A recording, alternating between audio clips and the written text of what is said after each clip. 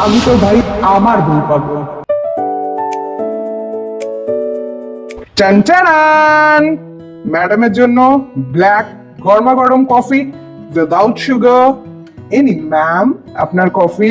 আরে ছি ছি, তুমি কেন বানাতে গেলে? আমাকে তো বলতে পারতে, আমি গিয়ে। বাবুজি, কোথায় লেখা আছে হ্যাঁ যে এইসব কাজ শুধু তোমাদের? কোন বইয়ে লেখা আছে যে শুধু নারীদের? পুরুষরা কি করতে পারে না? হ্যাঁ, আজকের পোলাওটা কেউ বিট করতে পারবে না। আউটস্ট্যান্ডিং হয়েছিল, আউটস্ট্যান্ডিং। সত্যি? হ্যাঁ, তোমার হাতে জাস্ট জাদু আছে, জাদু। Thank you. হুম, এই শাড়িটা চিনতে পারলে? হ্যাঁ, তোমার এই শাড়িটা খুব পছন্দ হয়েছিল। সেই সময় আমার কাছে টাকা ছিল না অত, তাই কিনতে পারিনি। হ্যাঁ, তবে এই দেখো, তোমার জন্য এই শাড়িটা কিনে এনেছি, এ নাও। তোমার মনে ছিল? হুম, সে তো মনে রাখবই। খুব টায়ার্ড তাই না?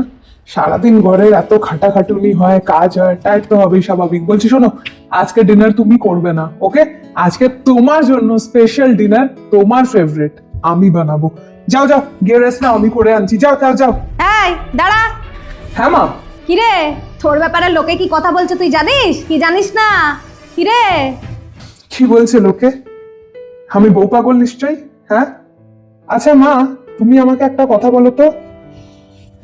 বউয়ের হাতাহাতি কাজ করা, বউকে ভালোবাসা, বউকে সম্মান করা, এটা কি খারাপ?